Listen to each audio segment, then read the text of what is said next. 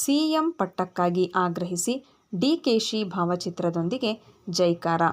ತೊರೆನೂರು ಒಕ್ಕಲಿಗ ಸಮಾಜದಿಂದ ಗ್ರಾಮದೇವರಿಗೆ ಪೂಜೆ. ಕುಶಾಲನಗರ.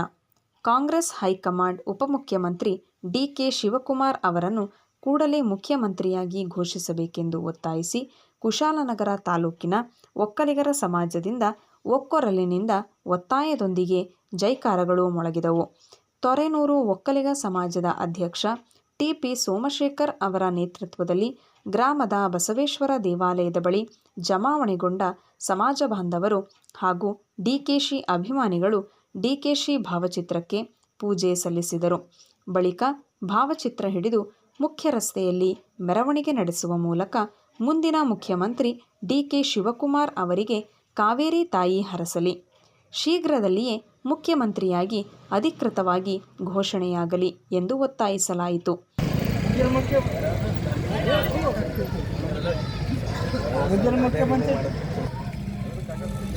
ಎಲ್ಲರಿಗೂ ವಂದನೆಗಳು.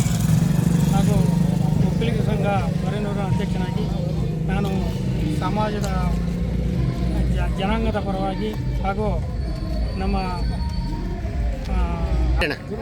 ಆದಿಚುಂಚನಗಿರಿ ಸಂಸ್ಥಾನದ ಹಿರಿಯರು ಆದ ಬಾಲಗಂಗಾಧರ ಸ್ವಾಮೀಜಿಯವರಿಗೆ ಹಾಗೂ ಈಗಿನ ಪೀಠಾಧ್ಯಕ್ಷರಾದ ನಿರ್ಮಲಾನಂದ ಸ್ವಾಮೀಜಿಯವರ ಪಾದಾರವಿಂದಗಳಿಗೆ ನಮಸ್ಕರಿಸುತ್ತಾ ಈ ದಿನ ನಾವು ರಾಜ್ಯ ಸರ್ಕಾರದಲ್ಲಿ ಗೊಂದಲದಲ್ಲಿ ಇರುವಂತಹ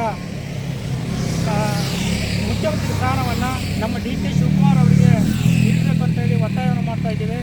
ಹಾಗೂ ಇವರು ಈ ಅವಿರತ ಪ್ರಯತ್ನವನ್ನು ಮಾಡಿದರೆ 2023ರಲ್ಲಿ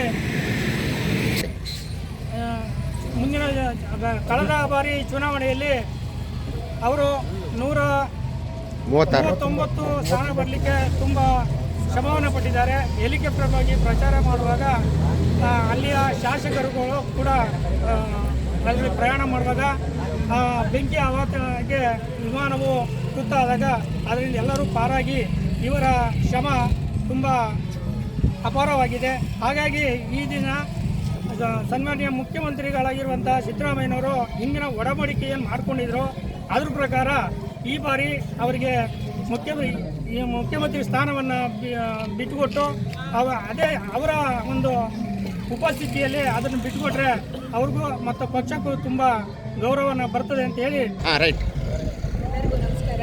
ಈ ದಿನ ತೊರೆನೂರು ಒಕ್ಕಲಿಗರ ಸಂಘದ ವತಿಯಿಂದ ನಮ್ಮ ಜನಾಂಗದ ನಾಯಕರಾದಂತಹ ಶ್ರೀಯುತ ಡಿಕೆ ಶಿವಕುಮಾರ್ ಅವರು ನಮ್ಮ ರಾಜ್ಯದ ಮುಖ್ಯಮಂತ್ರಿ ಆಗಬೇಕಂತ ನಾವು ಈ ದಿನ ಹೋರಾಟವನ್ನು ಮಾಡ್ತಾ ಇದ್ದೇವೆ. ಈ ಹಿಂದೆ ರಾಜ್ಯದಲ್ಲಿ 2023ರ ಚುನಾವಣೆಯಲ್ಲಿ ಬಹಳ ಅವಿರತ ಶ್ರಮದಿಂದ ಅವರು ಹೋರಾಟವನ್ನು ಮಾಡಿ 139 ಸೀಟ್ ಏನು ವಿಧಾನಸಭಾ ಕ್ಷೇತ್ರಗಳನ್ನ ಗೆಲ್ಲಲಿಕ್ಕೆ ಬಹಳ ಪ್ರಯತ್ನವನ್ನು ಮಾಡಿದರು. ಆ ಪ್ರಯತ್ನದಿಂದ ಈ ದಿನ ನಮ್ಮ ರಾಜ್ಯದಲ್ಲಿ ಕಾಂಗ್ರೆಸ್ ಸರ್ಕಾರ ಅಧಿಕಾರಕ್ಕೆ ಬರಲಿಕ್ಕೆ ಅವರ ಶ್ರಮ ಎಷ್ಟಿದೆ ಅಂತ ಹೇಳಲಿಕ್ಕೆ ಆ ಒಂದು ಪ್ರಯತ್ನದಿಂದ ನಮ್ಮ ಏನು ಸರ್ಕಾರ ನಡೀತಾ ಇದೆ ಇದರಲ್ಲಿ ನಮ್ಮ ಡಿಕೆ ಶಿವಕುಮಾರ್ ಅವರನ್ನ ನಮ್ಮ ಜನಾಂಗದ ನಾಯಕ ಅವರಿಗೆ ಈ ಏನು ಒಡಂಬಡಿಕೆ ಮಾಡಿಕೊಂಡಿದ್ರು ಅದ್ರ ಪ್ರಕಾರವಾಗಿ ನಮ್ಮ ಮುಖ್ಯಮಂತ್ರಿ ಸ್ಥಾನವನ್ನು ಬಿಟ್ಟುಕೊಟ್ಟು ಶ್ರೀಯುತ ಸಿದ್ದರಾಮಯ್ಯರವರು ಅವರ ಗೌರವವನ್ನು ಉಳಿಸ್ಕೋಬೇಕು.